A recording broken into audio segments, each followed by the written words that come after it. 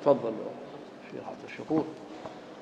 Alhamdulillahi Rabbil Alamin. Kemudian beliau melanjutkan pada pembahasan berikutnya. Qala Malikun radhiyallahu ta'ala anhu, man mata wa alaihi nadhrun min raqabatin yu'tiquha aw siyamin, dan seterusnya. Beliau menyampaikan pada kesempatan ini hukum seseorang yang sudah bernazar untuk memerdekakan budak, atau bernazar untuk berpuasa, atau bernazar untuk menyembelih unta di tanah haram, atau bernazar untuk bersedekah, tetapi belum dia sempurnakan nazarnya, belum dia laksanakan nazarnya, sudah dipanggil oleh Allah Subhanahu wa ta'ala. Nah, sekarang bagaimana nazar-nazar yang sudah diniatkan, diazamkan oleh orang yang sudah meninggal dunia ini? Kalaupun dimerdekakan budak, dari mana diambil harta untuk memerdekakan budak? Dari mana diambil harta untuk membeli unta kemudian disembelih di tanah haram? Di mana kemudian mengambil harta untuk disedekahkan sesuai dengan nazar daripada orang yang sudah bernazar tetapi lebih dulu dipanggil oleh Allah Subhanahu wa ta'ala? Intinya ini, bahwa kalau yang perkara wajib itu diambil dari hartanya, harta warisannya, bukan dari wasiatnya yaitu sepertiga. Tetapi kalau itu perkara sunnah, maka kata beliau itu diambil dari sepertiga daripada harta yang diwasiatkan, tidak diambil sedikit pun dari ra'sul malnya, tidak diambil sedikit pun dari harta yang tidak diwasiatkannya. Kalau bagaimana kalau tidak cukup dari sepertiga itu? Ya dicukupkan saja mana yang ada, kata beliau. Yang penting jangan diambil dari ra'sul malnya, karena itu adalah bagian daripada anak-anaknya atau ahli warisnya. Yang kalau diambil dari ra'sul malnya atau hartanya yang memang asli, setelah disisakan dari sepertiga untuk wasiat itu, nanti kasihan ahli warisnya tidak mendapatkan apa-apa. Beliau sampaikan tadi tentang raqabah. Nah, ini kata beliau, ini juga diambil dari ra'sul mal, itu raqabahnya. Kalau mau memerdekakan budak tidak apa-apa, karena ini perkara wajib, maka diambil, kata beliau. Begitu juga kalau sedekah, bagaimana? Kalau sedekah ini bisa diambil dari sepertiga harta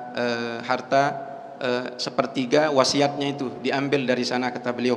Kemudian juga sesuatu yang dia nazarkan menyembelih unta di tanah haram, maka diambil dari sulusul mal.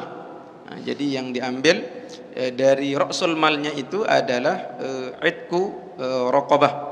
Nah, sedangkan berpuasa, kata beliau, ini berbeda. Ada penjelasan beliau tadi, kalau kata beliau in ayyana raqabah, kalau beliau tentukan misalnya memerdekakan budak itu, saya bernazar untuk memerdekakan budak dan dia tentukan namanya, misalnya namanya Thauban, sudah jelas orangnya, kata beliau itu diambil dari ra'sul mal, itu diambil dari ra'sulnya, bukan dari sulusnya, bukan dari sepertiga. Tetapi illam yu'ayyinir raqabah, tapi kalau beliau orang yang bernazar ini tidak pernah untuk menentukan memerdekakan budak, yang penting memerdekakan sudah, tidak ditentukan orangnya, maka kata beliau bisa diambil dari sulus, yaitu sepertiga daripada wasiatnya itu.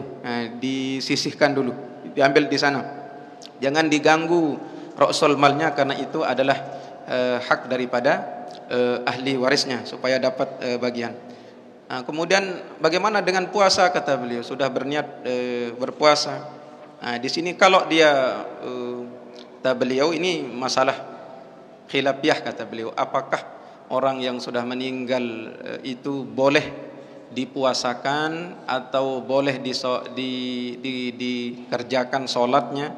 Ini masalah khilafiyah. Ada yang mengatakan orang yang sudah meninggal dunia kemudian dia punya sholat yang ditinggalkan atau puasa yang ditinggalkan, itu tidak dilaksanakan, gitu kan.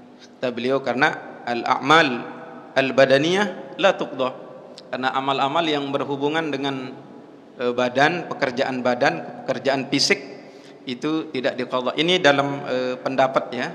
Nah, ini dalam pendapat yang berbeda, sehingga pendapat daripada Imam Ibnu Abbas radhiyallahu taala anhuma wa ardahuma bahwasanya salat, puasa itu tidak diqada.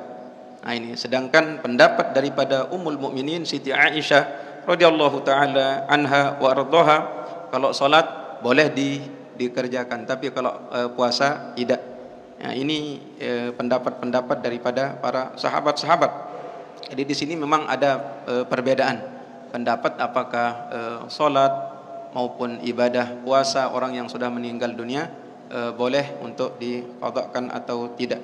Intinya yang ingin beliau sampaikan tadi bahwa perkara yang wajib itu diambil dari ra'sul malnya, sedangkan yang sunnah-sunnah itu diambil dari sepertiga. Ini kesimpulannya. Dan tentu kata beliau, perkara-perkara yang sunnah ini kenapa diambil dari sepertiga?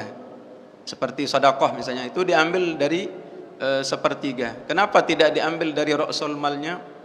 Ingat kata beliau bahwa jangan sampai untuk ya memberikan kerugian kepada ahli warisnya, bahwa dia juga punya anak, dia juga punya istri, dia juga punya orang tua yang punya hak bagian daripada harta warisannya. Kalau mau diambil nanti untuk wasiatnya nanti habis, itu tidak boleh kata beliau. Nah, ini pernah terjadi. Ada seseorang kata beliau tadi bercerita kepada kita, ada orang yang begitu akan meninggal dunia, mendekati dia meninggal dunia, itu dia mentalak istrinya. Dia menceraikan istrinya. Kemudian sampai berita ini kepada Sayyidina Umar ibn Khattab radhiyallahu taala anhu ardah. Apa kata Sayyidina Umar bin Khattab? Silakan rujuk istrimu, jangan sampai engkau ceraikan. Silakan rujuk, atau kalau tidak mau merujuknya, nanti kami akan rajam kamu setelah kamu meninggal dunia, masuk ke liang kubur.